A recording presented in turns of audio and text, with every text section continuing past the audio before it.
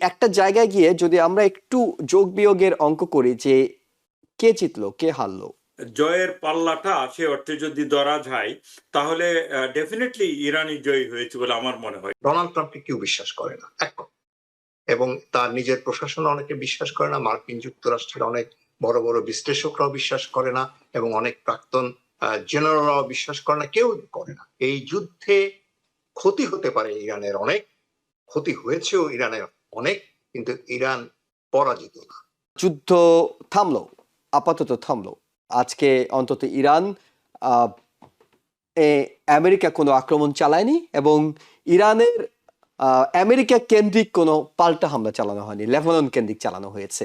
এই একটা জায়গায় গিয়ে যদি আমরা একটু যোগ বিয়োগের অঙ্ক করি যে কে জিতলো কে হারলো, অর্থাৎ এই যে একটা প্রায় 6 সপ্তাহব্যাপী যুদ্ধ চললো, বিলিয়ন বিলিয়ন ডলার খরচ হলো, হাজার হাজার মানুষের প্রাণ গেল, বিশ্বব্যাপী উত্তেজনা তৈরি হলো, তেলের দাম বেড়ে গেল, কি পেলাম বিপরীতে? ধন্যবাদ আপনাকে, ধন্যবাদ মানে মাহমুদ রেজা সাহেবকে, অনেকদিন পরে দেখা, ভালো লাগলো। যুদ্ধে আসলে সে অর্থে জয় কেউই থাকে না, মানবতারই পরাজয় হয়, সেটাই হচ্ছে বাস্তবতা। তবে যুদ্ধে দুই পক্ষই আসলে জয় দাবি করে, এই বেলাও আসলে ব্যর্থ কিছু ঘটেনি, যদি না ডিসাইসিভ কোনো পরাজয় হয়। যেমন পাকিস্তান বাংলাদেশের যুদ্ধে 71-এ পাকিস্তান তো আর জয় হয়েছে দাবি করতে পারে না, কিংবা জার্মানিরা দাবি করতে পারে না দ্বিতীয় বিশ্বযুদ্ধ তারা জয় হয়েছিল। আদার দ্যান দ্যাট অন্যান্য যুদ্ধে কিন্তু সবসময় ডিসাইসিভ উইনার সে অর্থে থাকে না। তবে এরপরেও কিছু কথা থাকে অবশ্যই, কারণ এটা তো খুব ডিপ্লোম্যাটিক কথা হয়ে গেল আমি যেটা বললাম।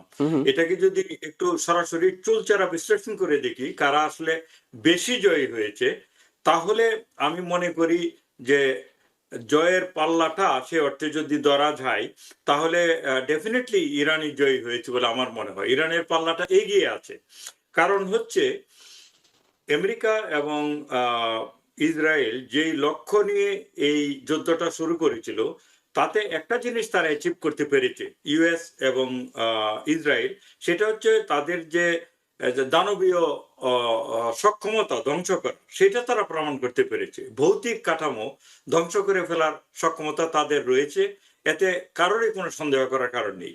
এটাকে আপনি যদি মনে করেন এক ধরনের বিজয়, যে আমরা দেখো ইচ্ছা করলে একটা দেশকে ধুলির সাথে মিশিয়ে দিতে পারি, তাহলে সেটা বলতেই পারে, যেটা হ্যাকসেট দাবি করেছে যে ইরানের সামরিক সক্ষমতা সে অর্থে টোটালি কিছু নেই, এটাকে আমরা ধুলিস্যাৎ করে দিয়েছি। সে অর্থে তারা একটা দাবি করতেই পারে আমরা জয়ী হয়েছি, অর্থাৎ ইউএস। কিন্তু এটা তো তাদের জয়ের অবজেক্টিভ ছিল না, এটা তো তাদের ঘোষিত জয়ের লক্ষ্যমাত্রা ছিল না, সেই অর্থে তারা জয় হয়নি।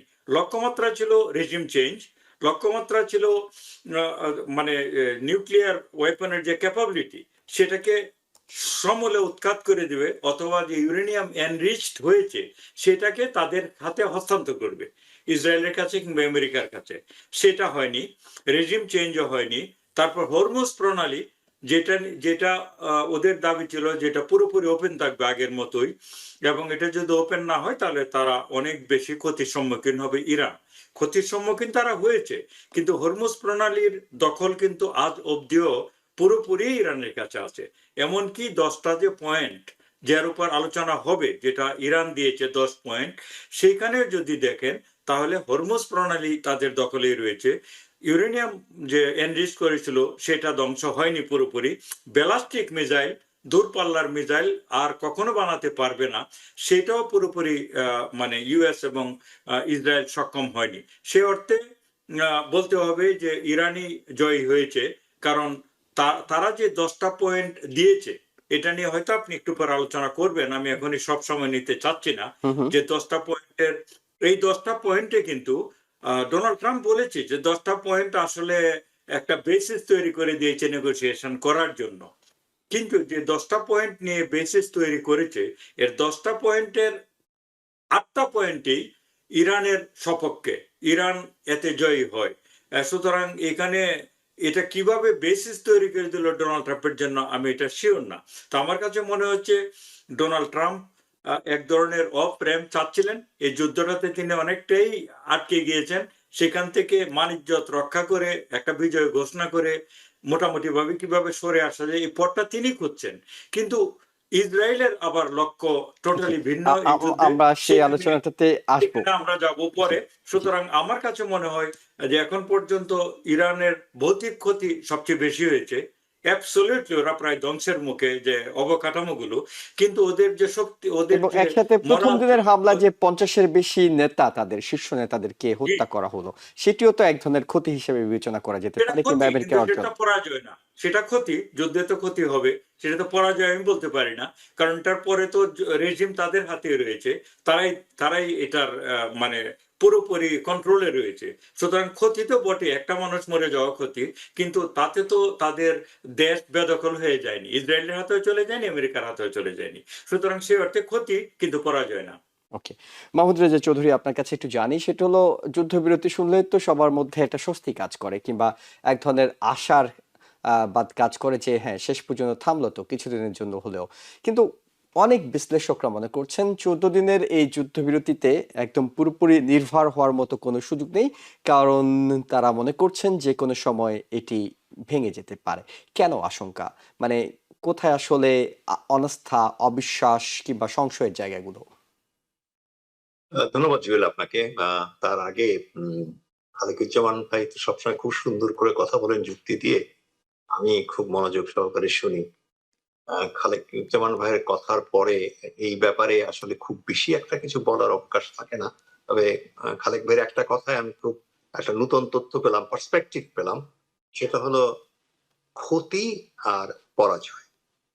একটা হচ্ছে ক্ষতি, ক্ষতি হওয়া, আর একটা হচ্ছে পরাজয়। অর্থাৎ আমরা অনেক সময় বৃহত্তর ক্যানভাসে পরাজয়টাকেও এক ধরনের ক্ষতি মনে করি, কিন্তু আজকে আমার ব্রেইন স্ট্রং করছে পরাজয়টা ক্ষতি নাও হতে পারে।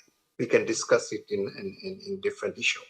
আর যেটা জুয়েল প্রশ্ন করেছেন যে এত কিছু হওয়ার পরও একটা আপনার তথাকথিত, আমি বলি এটাকে, শান্তি চুক্তি যে করা হয়েছে, শান্তি চুক্তি তো না, যেন যুদ্ধবিরতি, এই জিনিসটার প্রতি বিশ্ববাসীর বা অনেকেরই আস্থা নাই কেন? আস্থা নাই, তার একটা কারণ হচ্ছে ডোনাল্ড ট্রাম্প নিজে, দ্বিতীয় কারণ হচ্ছে ডোনাল্ড ট্রাম্পের প্রশাসন, তৃতীয় কারণ হচ্ছে আসলে এই যুদ্ধর যে সূত্রপাত, যে কারণকে নিয়ে তার কোনো মানে নিকট কোনো সলিউশন তৈরি হয় নাই এই কিছুদিনের যুদ্ধবিরতির মাধ্যমে। ডোনাল্ড ট্রাম্পকে কেউ বিশ্বাস করে না, এক কথা। এবং তার নিজের প্রশাসন অনেকে বিশ্বাস করে না, মার্কিন যুক্তরাষ্ট্রের অনেক বড় বড় বিশ্লেষকরাও বিশ্বাস করে না, এবং অনেক প্রাক্তন জেনারেলরাও বিশ্বাস করে না, কেউ করে না। এবং ডোনাল্ড ট্রাম্পের যে উদ্দেশ্য, আপনি বলতে পারেন সে সকালে যদি বলে এটা রাত, বিকালে বলবেন এটা রাত ছিল না, এটা আসলে ছিল গভীর রাত। তারপরে সে প্রতি মুহূর্তেই কথা চেঞ্জ করে, টুইট করে। অতএব তাকে প্রতি আস্থা রাখাটা তার একটি স্ট্র্যাটেজিক কারণ। সে হয়তো ভাবছে আপাতত দেশের ভেতরে, দেশের বাইরে এই যুদ্ধ নিয়ে তার সমালোচনা বাড়ছেই, এবং কারো সে সমর্থন পাচ্ছে না। এমনকি তার যে বন্ধু বলে সে মনে করতো ন্যাটো, সেই ন্যাটোরও সমর্থন পাচ্ছে না, ইংল্যান্ডেরও সমর্থন পাচ্ছে না। ওই মুহূর্তে উনি একটু নিঃশ্বাস নিতে চাচ্ছেন। আপনি যখন কোনো রেসে যান, অনেক সময় দেখা গেল আপনি যদি খুব দ্রুত দৌড়ান, একটা পর্যায়ে আপনার কিন্তু দৌড়ের গতিটা কমে যায়, কারণ আপনার একটু রেস্ট নেওয়া দরকার। কারণ আপনার পিছনে তো দেখছেন যে সবাই পিছনেই আছে, আমি একা সামনে আছি, অতএব একটু রেস্ট নেই। অনেকটা খরগোশ আর কচ্ছপের গল্পের মতোই। তো এইটা হচ্ছে সেরকম যে আপনার ডোনাল্ড ট্রাম্প এখন উনি খরগোশের ভূমিকায় না গিয়ে পড়ছেন। উনি ভাবছে এত দৌড়ালো তো, এখন একটু দেখছেন যে কচ্ছপ তো পিছনেই আছে, অতএব আমি একটু দম নেই। দম নেওয়ার ফলে নিজের দম বের হবে বা বের হতে পারে, এই সম্ভাবনাটাকে যদি আমি একেবারে উড়িয়েও দেই, তাহলে বলা যায় যে আমি আবার খালেক ভাইয়ের কথা যাই, এই যুদ্ধে ক্ষতি হতে পারে ইরানের অনেক, ক্ষতি হয়েছেও ইরানের অনেক, কিন্তু ইরান পরাজিত না।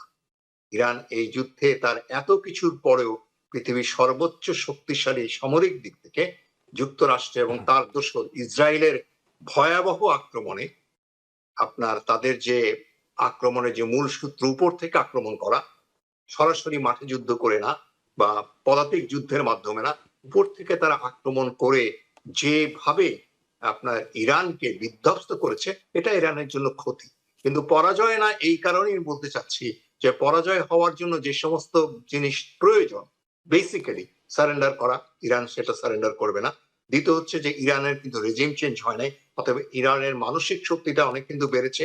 আর তৃতীয় হচ্ছে বর্তমান যুদ্ধটা বেসিক্যালি কিন্তু অস্ত্রের দ্বারা হলেও এটার মূল কারণ থেকে ইকোনমিক্যালি কিন্তু ইরান, যুক্তরাষ্ট্র সহ অন্যান্য অনেকগুলো দেশকে এবং মধ্যপ্রাচ্যের অনেকগুলো দেশকে একটা ওয়াইল ক্রাইসিসের মুখে নিয়ে গেছে। এই ক্রাইসিসটা অর্থনৈতিকভাবে আমেরিকাকে অনেক ভোগাবে, আমেরিকার উপর অনেক চাপ সৃষ্টি করবে, অথবা আমেরিকার যারা দোসর অ্যালাইন আছে তাদের উপর চাপ সৃষ্টি করবে। জি। সেই চাপ সৃষ্টি করাটাই কিন্তু আপনার এক অর্থে ইরানের জয়, ইরানের আপনার ক্ষতি না। সেটা হচ্ছে ইরান পরাজিত না। ইরানের ক্ষতি হয়তো আভ্যন্তরীণ ভাবে হয়েছে, কিন্তু ইরান জাতিগতভাবে, ইরান নীতিগতভাবে ক্ষতিগ্রস্ত হয়নি। এটা হচ্ছে প্রথম পার্ট। দ্বিতীয় জি। পার্ট কথা হুম। শোনার পর হয়তো আরো বলা যাবে।